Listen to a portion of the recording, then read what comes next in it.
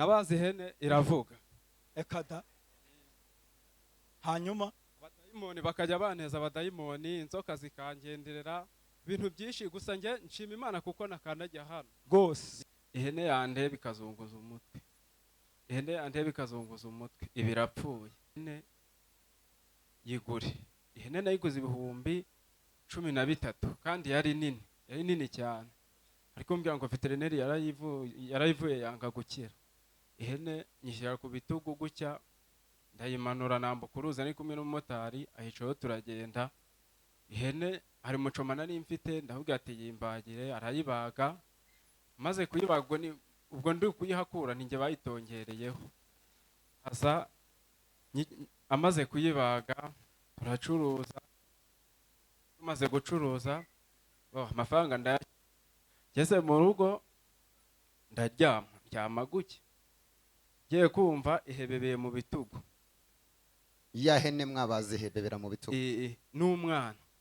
Noneho umudayimoni nta uguhebeba, ntago nabonaga ukuntu ngira guke cyangwa ngo ninyiganyize. Ihene yangendereye inshuro 2. ya hene mwabaze yakugendera inshuro 2. Mwese mu mutunga ibiganza tugiye kumusengera Imana. Mbega Imana imukureho umwuka wo gusara mu izina rya Yesu. Tuzamurira Imana icyubahiro, tugiye kumusengera Imana. Ombeka amaso yawe, gize imbaraga zima izina rya Yesu Kristo. paka rakura, ndekura aya maguru nonaha, ndekura aya maguru nonaha, ndekura aya maguru nonaha. Ndabona tegeka izi mbaraga zose nguhe umuriro w'Imana muri aya maguru. Mbohoje ubuzima bwawe, zanya amaguru mazima, zanya amaguru mazima. Twongeye guhamagara inda nzima kuva uyu mwanya wa none. Tapalas, Imana iragukijije mama, ndeba hano.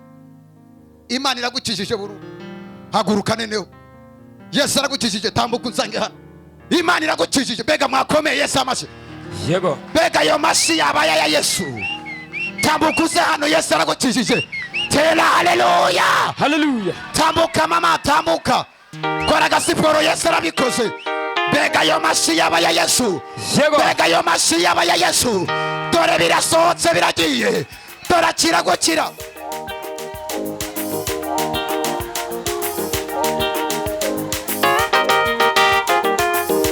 Yego. Yego.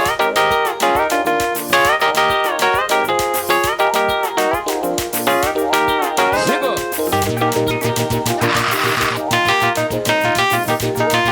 Yego yego yego yego. Yego yego yego yego.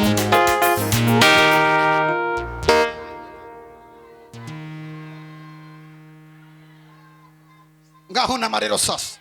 Unama kora gas nunama. Mbega twakomeye Yesu amashi menshi cyane. Yego. Ongera uzamuke mama. Uwo ni Yesu gukijije, ongera wuname mu izina rya Yesu. Yego. Mbega twatera haleluya. Haleluya. Ongera wuname usubireyo. Mama, ibyo wari ubiheruka? Wari umaze imyaka ingahe? nakururukaga ku kirago mu mbuga gusa. Urumva Yesu akoze igikomeye cyane cyane. Mbega twogera usimbuka simbuka.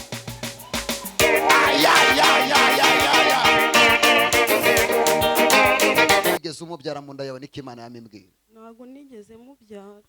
Wamukuye Umugore wamunsigiye arigendera, ntago muzi. none uyu munsi wiri kuvunikana n'umwana. Umwana ninjye umurera, nta wundi muntu umurera ninjye. Ko mbona nawe subayeho mu buzima bubi, urababaye, uri mu bukene buteye ubwoba. Niko bimeze. Ari mu bukene, yafashe umwana, umubyeyi yikura umwana aramujugunya, amusigiriye umubyeyi.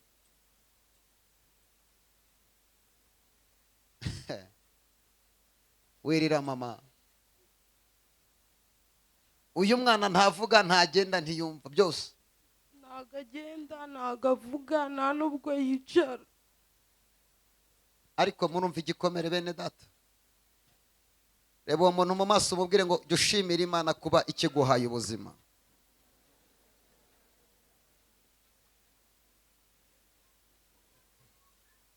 uyu mwana aza kugirira umumaro mama. urakoze Imana iguhe umugisha. Uzi gufata umwana nawe utishoboye udafite pfo na ruguru, ugira telefone? telefone nayo ngira barayinyibye. Protocol ari he? Fata 5,000 hano binzanira aho ngaho mu Giseke.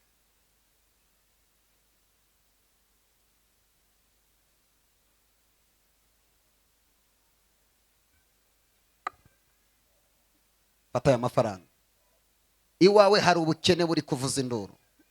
Imana irambwira ngo nimfata aya mafaranga nyashire mu biganza nyaguhe, kuko Imana igiye gufunguza amafaranga. Imana iguhe umugisha. Hari abagira neza ugiye kubona ku buzima bwawe. Yego barahari. Dore nta n'amatora nzimu ufite yo kuryamaho mama. Nta kintu mfite, imbeba zirara zingenda hejuru, ibintu bikanigagura nijoro. Hari ibyo wari wigeze umbwira? Nta kintu nigeze nkubwira. Bene data, Imana nikugirira neza uzibuke gufasha abababaye. Ndabikunda cyane. Haleluya. Ibaza umuntu nk'uyu udafite aho aryama, imbeba zimugenda hejuru, agafata umwana akamutoragura akamurera. Wowe ufite akawunga mu rugo wawe ukarya ukagerekeranya, ngo Imana yaguhaye ubukire utazi no gufasha abakene. Ni ukuri kw'Imana, Imana niza ntizaceceka. Mana ya Abrahamu nkorera. Izina rya Yesu Kristo. Uyu mubyeyi mwatuyeho amafaranga. Haleluya. Pera satalimo odesti. Haleluya. Haleluya. Lemi enetopi enaza. Remamataya. Izina rya Yesu. Shirabasata. Rokotela. Shiramama. Sirakota.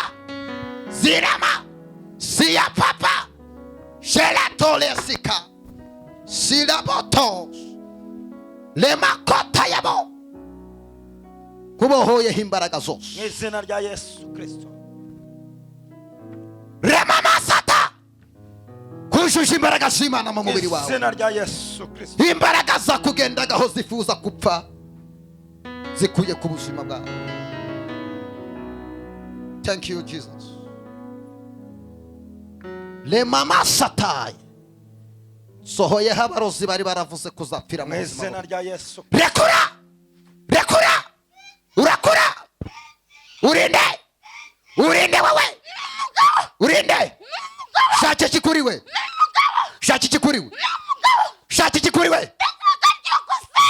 Eh? Umushakira iki? Le petala sataya boss. Uri hejuru y'amajuru yose mana. Mu butwari wampaye umubohore. Komera Yesu amushimeshe.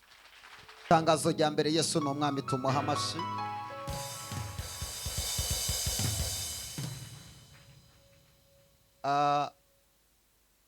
Amateraniro ni kuwa 4, tuzatangira saa 3 za mu gitondo. Tuzaba dufite igitaramo uwo munsi cy'amasengesho, nzagera hano saa 12. Umuntu uzaza yakererewe akagera hano saa 7, uzasanga narangije gusenga abantu rwose n'icyaye abandi banduhure. Yesu ashimwe cyane. Haleluya. Kuwa 4 ni ukuzinduka, tuzatangira amateraniro saa 3 zuzuye. Saa 1 nzaba ndi hano, nzaba ndi gufasha abantu gusenga kugira ngo babohoke. Uko murabona hari nk'abantu baturutse Gisenyi n'abaturutse mu Mutaro mugiye gutaha tutanabonanye. N'abandi mwaturutse intare zitandukanye. Siko bimeze? Rero tugerageze tuzinduke kugira ngo abantu benshi, murabona muri benshi, abantu b'Imana bagende babohoka. Icya kabiri, banyamasengesho muri hano, musenge ariko mushiremo n'iki? N'ubwenge. Abantu bari hanze aha, mushumba Satani ari gukora ku mugaragaro.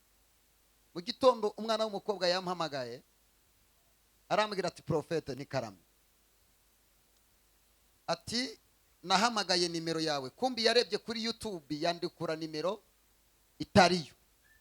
Afatiye undi muntu nashatse kuvuga kubera impamvu z'akazi ke. Nawe n'umukozi w'Imana. Arangije umukobwa aramutakira, aramubwira ati profete, mfite umwuka wo kwikinisha uteye ubwoba. Ndashaka unsengere mbohoke. Wa mukozi w'Imana aramubwira ngo ohereza 5 nkuzamukire banguka ngo utabare ngo ukureho uwo mwuka. Amwoherereza amafaranga 5,000, ibyo ntacyo byari bitwaye. Icyambabaje uwo mukobwa yambwiye ngo uwo mukozi w'Imana yarambwiye ngo ninjye mu gitanda ndyame nongere nikinisha nkureho uwo mwuka ndi kwikinisha. Ati profete naragiye ndabikora nk'uko abimbwiye, ati uyu munsi ndimo kuribwa mu buryo buteye ubwoba. Urashaka tuze gusengera uwo mwana uretse gatoya bawikiye aho ngaho?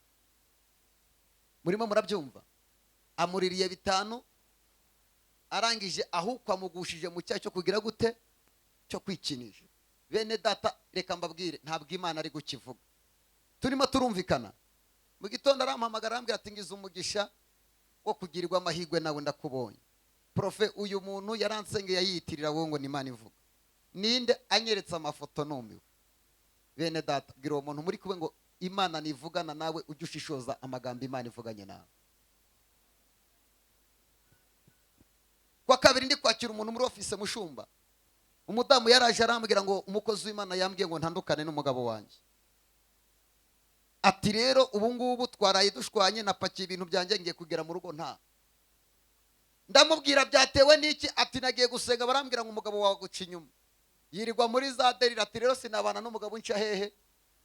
Amubwira nti ufite abadayimoni nk'igihumbi wowe. Ese iyi Imana ikubwiye ntunashishoza?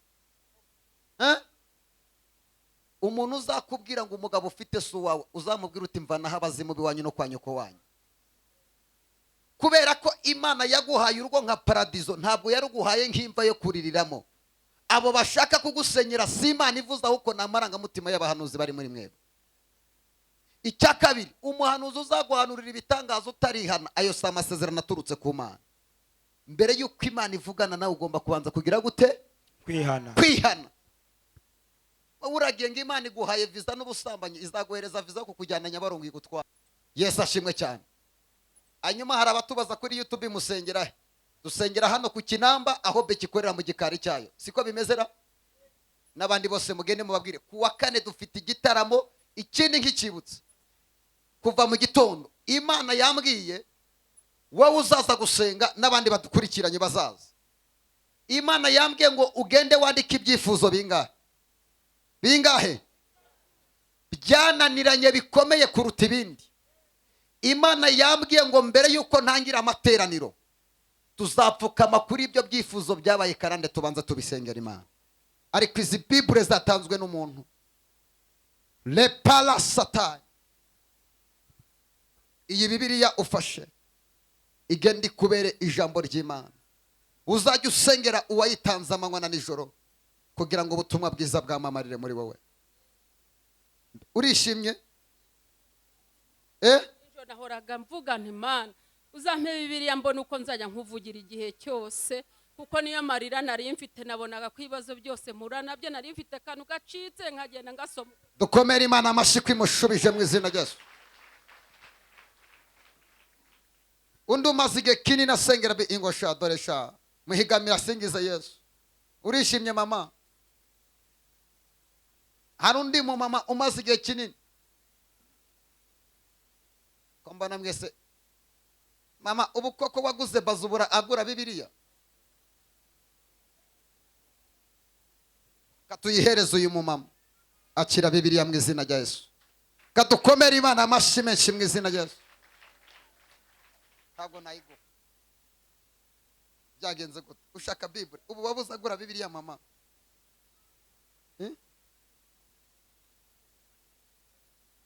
Tate wowe nzaguha Bibiliya kuwa 4 katuyihe mu cyecuru, sibyo? Waje uturutse imahamba